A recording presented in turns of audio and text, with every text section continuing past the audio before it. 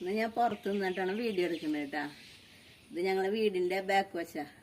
ഇന്ന് ഞാൻ ഉണ്ടാക്കാൻ പോണത് പണ്ട് കാലത്ത് അമ്മമാരൊക്കെ ഉണ്ടാക്കിയിരുന്ന ഒരു ബീഫ് കറി. അത് ചട്ടിയിൽ എങ്ങനെയാണെന്ന് നോക്കാം. അപ്പം ഞാൻ ചട്ടി ചൂടാക്കാൻ വെച്ചിട്ടുണ്ട്. മഴയായിരുന്നേ, ഇത് പെട്ടെന്ന് തീ പിടിക്കാൻ ഒരു പണിയുണ്ട്.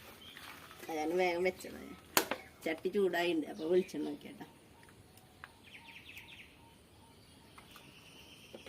വെളിച്ചെണ്ണ ഒന്ന് ചൂടാവട്ടെ കേട്ടോ.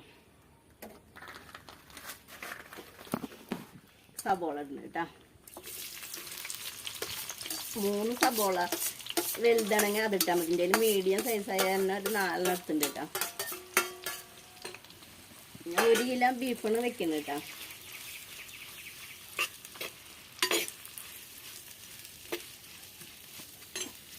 പെട്ടെന്നൊന്ന് വാടി കിട്ടാനായിട്ട് ഉപ്പിടാം.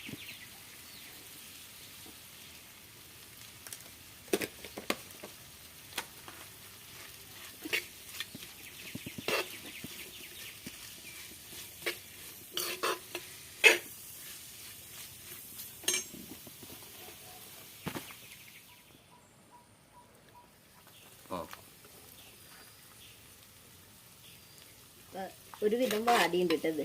അപ്പോൾ ഇതിലേക്ക് ഇഞ്ചിയും വെളുത്തുള്ളി തക്കാളി 4 പച്ചമുളക്, ഒരു വലിയ തക്കാളി ഇട്ടാ, ഒരു വലിയ കഷ്ണം ഇഞ്ചി, ഒരു കുടം വെളുത്തുള്ളി ഇട്ടാ. നന്നായി വാടും. ഒന്ന് വാടത്തേട്ടാ. ഇതൊരു വിധം വാടിയുണ്ട് കേട്ടോ. അപ്പോൾ വേപ്പില ഇടാട്ടാ.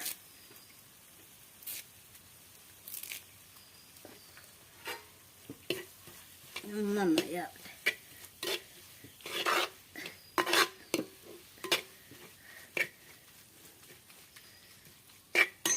ഇതിലേക്ക് പൊടികളിടാട്ടാ. മുളകും പൊടി 2 ടീസ്പൂൺ ഇട്ടാ നിറച്ച്. പിന്നെ മല്ലിപ്പൊടി ചെറിയ ടീസ്പൂണാണ്, ഒരു 4 ടീസ്പൂൺ ഇടാം.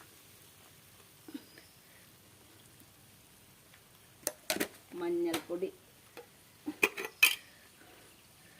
1 ടീസ്പൂൺ. പിന്നെ പെരിഞ്ജീരകം ഇതൊരു ടീസ്പൂൺ നിറച്ച്. ഇതിൽ പിന്നെ നമ്മൾ ഗരം മസാല ഒന്നും ഇടണില്ല കേട്ടോ. പണ്ടൊന്നും ആരും ഇട്ടിരുന്നു. ഇനി നന്നായി മൂക്കട്ടെ.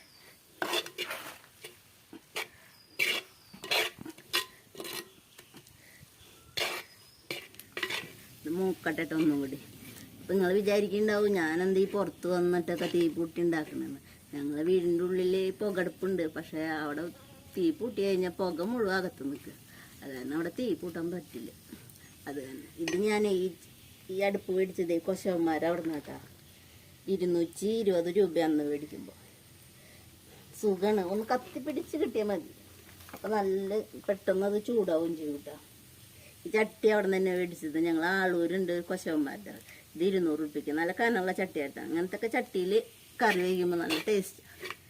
ഞാൻ ഇതിന് മുന്നേ വേറെ ഒരു അടുപ്പ് പിടിച്ചത്. അത് വേറെ തരാമെന്ന് ഞാൻ കാണിച്ചു തരാട്ടെ. അത് കഴിഞ്ഞാൽ അത് പൊട്ടിയില്ല, പെട്ടെന്ന് പൊട്ടുന്നുണ്ട്. അപ്പോൾ അവർ പറഞ്ഞു ഇത് മരത്തെ മേടിച്ചാൽ മതി, ഇതാകുമ്പോൾ ഉറപ്പ് കൂടുതലാന്ന്. അപ്പം നമുക്ക് അടുപ്പില്ലാത്തവർക്കൊക്കെ ഇങ്ങനെ ചെയ്യാം. ഒരു സ്ലാബ് ഉണ്ടാക്കിയിട്ട് അതിൻ്റെ മുകളിൽ ഇത് വെച്ചാൽ മതി. ഞാനിങ്ങനെ ഇവിടെ ചെയ്യണമെന്നുണ്ട് ബാക്കിൽ. കുറച്ച് കഴിഞ്ഞിട്ട് വേണം അതൊക്കെ ചെയ്യാം. നിങ്ങളൊക്കെ ഒന്ന് സപ്പോർട്ട് ചെയ്യണമെങ്കിൽ അതൊക്കെ ചെയ്യാൻ പറ്റും. നമുക്ക് ബീഫ് ഇടാം കേട്ടോ. അത് ഞാൻ കഴുകിയിട്ട് വാരച്ചിട്ടുണ്ടായിരുന്ന ബീഫ്.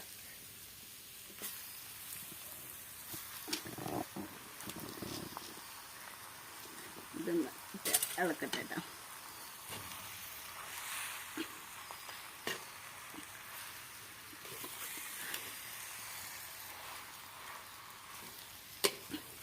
നന്നായി ഇളക്കി യോജിപ്പിക്കുക കേട്ടോ.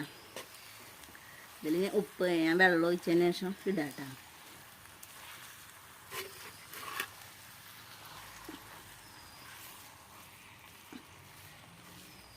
ഇനി നമുക്കിതിലേക്ക് വെള്ളം ഒഴിക്കാം.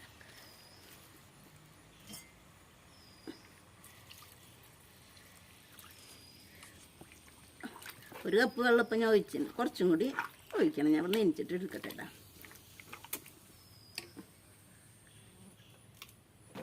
ഒരു കപ്പും കൂടി ഒഴിക്കുന്നുണ്ട് കേട്ടോ. ഇനി ഇതിൽ കിടന്നിട്ട് വേണം ഇത് വെവ്വാൻ. കുറച്ച് ഇതിലേക്ക് ഇപ്പോൾ ഞാൻ സബോള വാട്ടുമ്പോൾ കുറച്ചിട്ടുണ്ടായിരുന്നു. ഞാൻ 1 ടീസ്പൂണും ലേശം ഇടുന്നുണ്ട് കേട്ടോ. കുറച്ച് വേപ്പിലും കൂടി. ഇത് കിടന്ന് തിളച്ച് വേവട്ടെ കേട്ടോ. നമുക്കിത് മൂടി വയ്ക്കാം കേട്ടോ.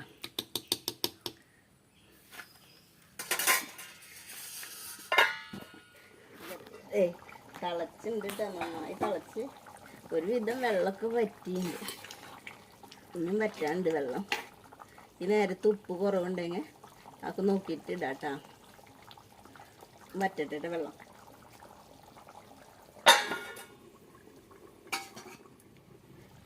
കണ്ട ഇതിലിപ്പോൾ എണ്ണയൊക്കെ കണ്ട തെളിഞ്ഞ് നിൽക്കുന്നുണ്ട്. ഇത് നമുക്ക് ഇറക്കാട്ടാ.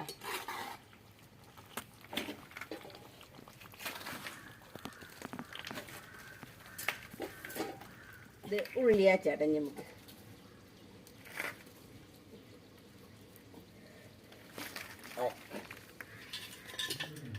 അപ്പോൾ ചട്ടി ചൂടായിട്ട് അപ്പോൾ വെളിച്ചെണ്ണ ഒഴിച്ചോട്ടെ. എണ്ണ ഒന്ന് ചൂടാവട്ടെ കേട്ടോ. നമുക്ക് ഉള്ളി വേപ്പിലിടാം.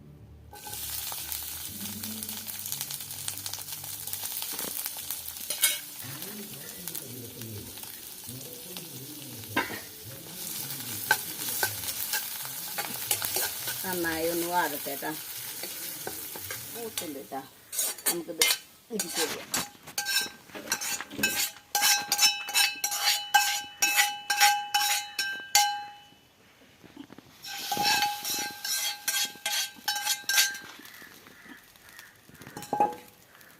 നന്നായി ഇളക്കി.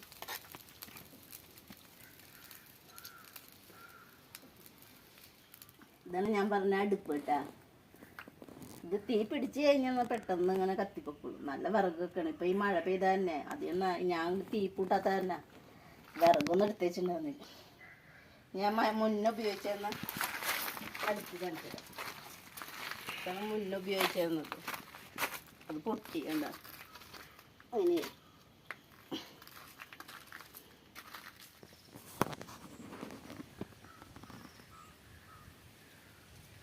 അപ്പം എല്ലാവരും ബീഫ് കറി ഉണ്ടാക്കി നോക്കുക. ചട്ടിയിൽ തന്നെ ഉണ്ടാക്കി നോക്കിക്കൊള്ളൂ കേട്ടോ. പിന്നെ എനിക്ക് കാണുന്നവരൊക്കെ ഒന്ന് സബ്സ്ക്രൈബ് ചെയ്യണം കേട്ടോ.